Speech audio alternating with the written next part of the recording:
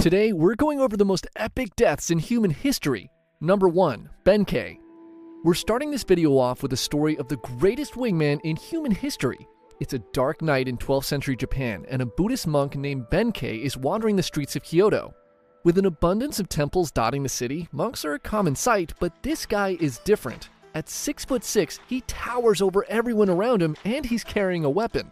A cross between a sword and a long spear called a naginata.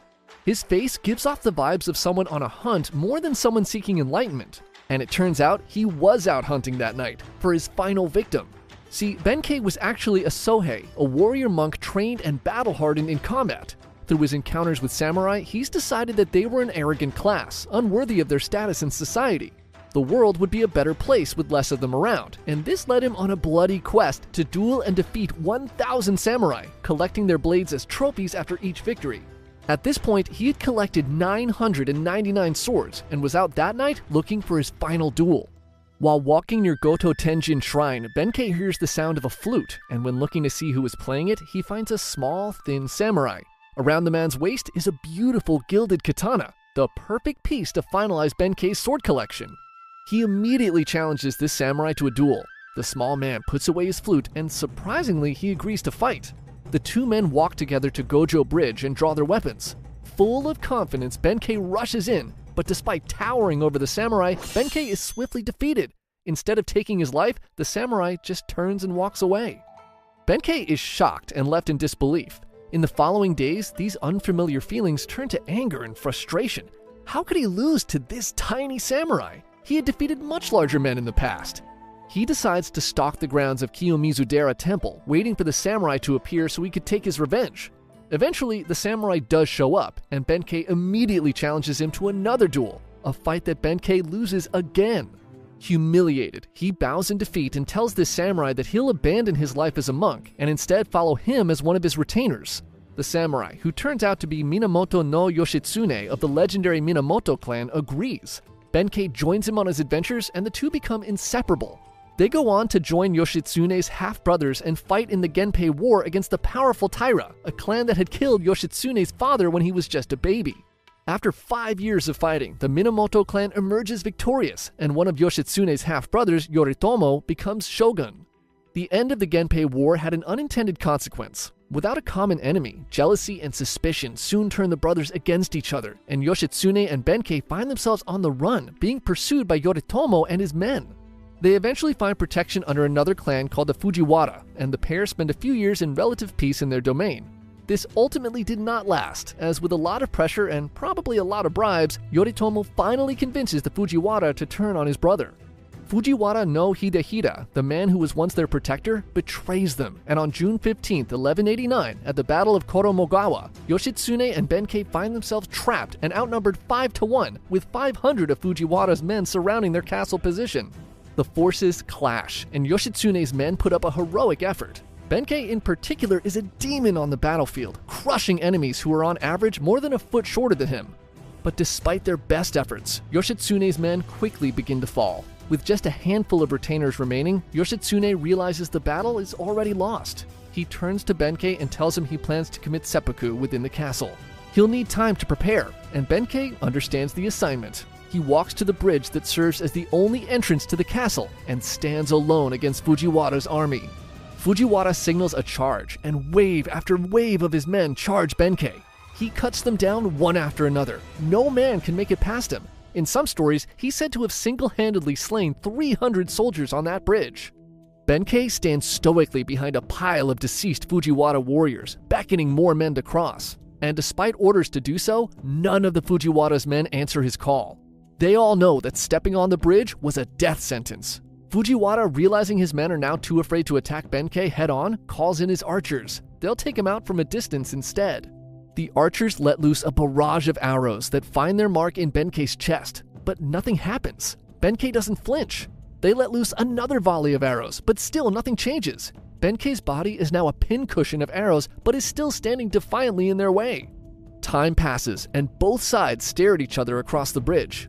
Nobody dares to make the first move. Finally, Fujiwara orders some of his men onto the bridge, and they reluctantly do as they're told. As they slowly approach Benkei, he makes no motion to ready himself. They creep closer, and when they finally reach the massive monk, they discover that while he was still standing, he was already dead. Benkei, knowing he needed to buy as much time for his master as possible, had positioned himself to be supported by his spear even if he was no longer alive. In his last stand, he showed no pain or emotion while being hit with countless arrows, all to give the illusion that he was ready to fight anyone who dared to cross. Because of his final actions, Yoshitsune had enough time to commit the seppuku ritual properly, maintaining his honor. What a wingman! Number 2. Yun Shin. The end of the 16th century in Korea was a strange mix of insane political corruption and relative peace for its people. Korea was a loyal tribute state to China, and the Ming dynasty pretty much left them alone. To the east, the Japanese were busy killing each other in the Sengoku Jidai, so they weren't a problem either. Aside from those pesky Jurchens who were constantly invading from the north, the rest of Korea was pretty boring and uneventful with no major threats. The boring, no-wars way of life led to many men choosing to pursue careers as scholars and government officials, as it was now the best way to gain power and influence. This led to a bloated and corrupt political class and an extremely weak military led by generals who had never seen real combat. This combination of governmental corruption and a weak military would end up causing all kinds of problems in 1590 when Hideyoshi Toyotomi fulfilled the dreams of his former lord Oda Nobunaga and reunified Japan, bringing an end to the Sengoku Jidai. The Japanese, for the first time in over 100 years, were not at war with each other. And if they weren't busy fighting each other, who are they going to fight now? Oh. Hey, before you brutally invade Korea and stuff, can I ask you, how many spam emails or texts do you get a day? I think you need to check out Incogni. See, anytime you submit your personal info online to sign up for a new service, there's a chance that they're selling your information to a data broker on the back end to increase their bottom line. These data brokers then sell your personal info to marketers or even scammers pretending to be marketers so they have a direct way to contact you. Your name, address, phone number, even your social security number is just floating out there online. But luckily, there's a way to fight back against these baka data dealers because they're required by law to delete your info if you ask them to. That's where Incogni comes in. Once you submit your information, you can give them permission to act as your takedown agent, and like a ninja, they'll scan through all the known data brokers out there looking for your info. And if they find you, they'll automatically send a legal takedown request to get your info deleted off their database. Just takes a few clicks. It's that simple. You won't even have to raise like an army of samurai to do it. So if you're tired of dealing with spam messages and scammers, take back your personal data online with Incogni today. For Serious History fans, use the code SeriousHistory with the link in the description below and get 60% off an annual plan. What an awesome deal. Okay, you can get back to your invasion now. Toyotomi begins sending messengers to Korea, saying that he was planning to conquer China and that he expects the Koreans to help him or else. Now remember, Korea was basically like the Puerto Rico of China in this era, so they couldn't really help Japan conquer it. Not like they wanted to anyway. They thought the Japanese were primitive barbarians. Plus, those idiots don't even know how to sail anyway, right? Ha. Oh. Shit. In 1592, hundreds of Japanese ships are spotted off the coast of Busan. This is no trading expedition, this is an invasion. Seeing the massive Japanese fleet, two of Korea's top admirals freak out and sink their own ships so they won't have to fight the Japanese. And just like that, half of Korea's naval fleet is gone. The Japanese soldiers land in Busan unopposed and immediately begin conquering forts and cities on their march to Seoul. The Korean military is no match for Toyotomi's men, who are all veterans of a 100-year war. Korean casualties are huge. The Japanese are ruthless and leave few survivors. Within 3 weeks, they've marched to and conquered Seoul. A few weeks later, they take Pyongyang and are at China's doorstep. The fall of Korea seems inevitable.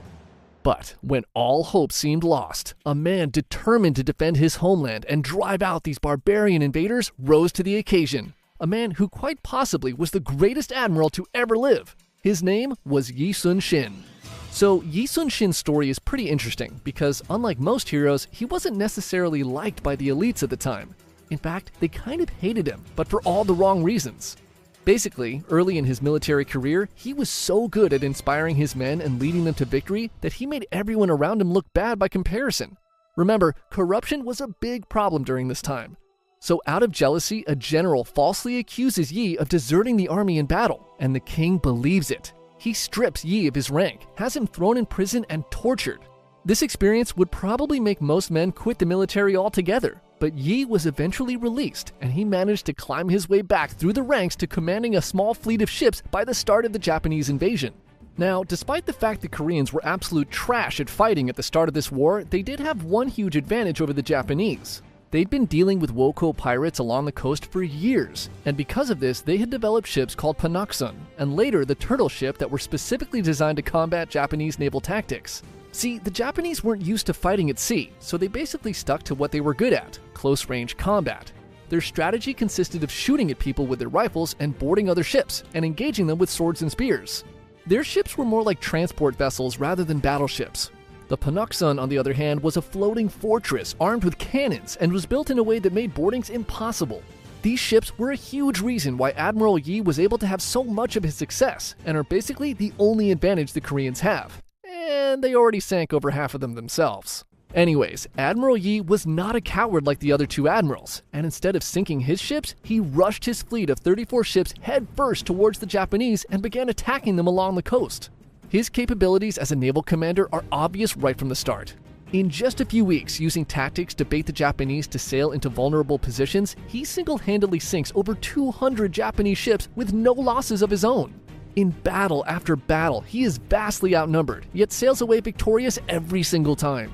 Yi is the sparkling piece of glitter embedded in the turd that is the Korean military, and by the end of the year, he had sunk 350 Japanese ships. Yi's efforts, along with the help of Chinese reinforcements, allowed the Koreans to drive the Japanese soldiers all the way back to Busan, and by the end of the year, the war entered somewhat of a stalemate, with the Chinese and Japanese trying to negotiate a peace deal.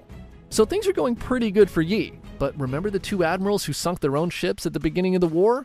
Well, one of them, named Won Gyeon, is insanely jealous of Yi's success. So jealous, he starts talking shit about Yi to the king every day. And when peace talks with China fail and Toyotomi begins a second invasion of Korea in 1597, Gyeon and other government officials frame Admiral Yi as a traitor, and the king agrees. For the second time in his career, Yi is stripped of his rank and sent back to prison where he is brutally tortured again. He's set to be executed, but the king has a change of heart, and he instead sends Yi back to fight as a common soldier, a humiliation worse than death. With Yi out of the picture, Won Gyeon is put in charge of the Korean fleet, and as you may have guessed by now, he was pretty terrible at his job. He drank heavily, made poor decisions, and disrespected his men. Many of Yi's commanders refused to fight under such a downgrade, and what made things even worse for Gyeon was that during the stalemate, the Japanese who had watched Admiral Yi wreck their over and over again had actually learned how to fight at sea. Their new ships now had cannons, and they began to use the same strategies Admiral Yi had used against them. This all comes to a head in the Battle of Chilcheoliang, Gyeon's first attempt to attack the Japanese fleet. With 200 ships and the best of Admiral Yi's men, Gyeon sails out to confront the Japanese, and he immediately falls into a trap. A trap they had learned from fighting against Yi. The entire Korean Navy is decimated, and Gyeon is last seen being chopped to bits by Japanese soldiers while trying to run away. The king, realizing he may have messed up, reinstates Yun Shin as fleet admiral, and he takes command of the pathetic remains of the once undefeated Korean Navy. He's left with just 13 ships and a few hundred demoralized men. In the following battle, outnumbered 25-1, using superior strategy, Yi manages to sink 31 of the 333 Japanese ships, again without losing a single ship of his own. This victory gives Yi time to rebuild his navy, but not gonna lie, things still look pretty grim for the Koreans. But the next year, Hideyoshi Toyotomi becomes ill and dies, his last official order being to withdraw the Japanese army from Korea back to Japan. Yi sees this as the time to finally drive the Japanese out of Korea for good and mounts a final offensive against the retreating Japanese forces. At the decisive Battle of Noryang, Yi takes his position at the top of his flagship with his son and nephew and begins beating a war drum to push his allied Korean and Chinese fleet forward. Admiral Yi's ship leads the charge, and he personally takes out 10 Japanese ships. The Japanese are in full retreat, and Yi beats his drum with intensity. Victory is within his grasp. After 7 long years, Korea will finally be free of these invaders. But suddenly, he's hit in his armpit by a Japanese musket ball. He realizes the wound is fatal, and he turns to his son and nephew and says, "The war is at its height. Wear my armor and beat my war drums. Do not announce my death." His son and nephew quickly carry his body below deck, and his nephew, dressed in Yi's armor, quickly returns to the admiral's position and resumes beating the drum. Yi's men continue to fight, and the Koreans drive the Japanese out of Korea for good. Undefeated in battle, Yi dies below deck, listening to the sound of his drum, knowing that his homeland was finally free. Number 3. Ben L Salomon. So we generally cover stories from more ancient times on this channel, but this story from World War II undeniably belongs on this list. This is the last stand of a dentist turned field medic who took out 98 Japanese soldiers before falling to his own wounds. Ben L Salomon was drafted into the United States Army in 1940, just 3 years after he graduated from the USC Dental School. Salomon proved to be a model soldier and showed himself to be very skilled with both rifle and pistol. He was quickly promoted, first to lieutenant and then to captain in 1944, serving as a regimental dental officer of the 105th Infantry Regiment. In June of 1944, Salomon and the 105th were deployed into active combat in Saipan. The fighting in the Pacific was infamously bloody. Casualties on the island were extremely high, and with so many soldiers having much more pressing issues than a root canal, Salomon volunteered to replace the 2nd Battalion's field surgeon who had been wounded. By July, both the Americans and the Japanese had suffered heavy casualties, and the remaining Japanese troops on the island came to the realization that there was no path to victory. They decided on a final banzai charge, a mission with the sole goal of killing as many American soldiers as possible with no plan of returning. Early in the morning of July 7, 1944, the remaining 4,000 Japanese soldiers began their final attack. Salomon's field tent was positioned just 50 yards behind the front foxholes, and within minutes, his tent quickly filled with over 30 injured troops. He did his best to tend to the wounded, but the Japanese soon broke through the front lines. He looked out of his tent and spotted a Japanese soldier bayoneting a wounded American who was lying outside of the tent. Enraged, Salomon picked up the rifle of one of his patients and fired at the Japanese soldier, killing him. Suddenly, 2 more Japanese soldiers popped into Salomon's tent and he fired on them, taking them out as well. Like zombies, 4 more enemy soldiers then crawled into the tent from the sides, and Salomon took 2 out with his rifle and another with his bayonet. He hit the 4th soldier in the stomach with the butt of his gun, and a wounded soldier he had been treating finished him off.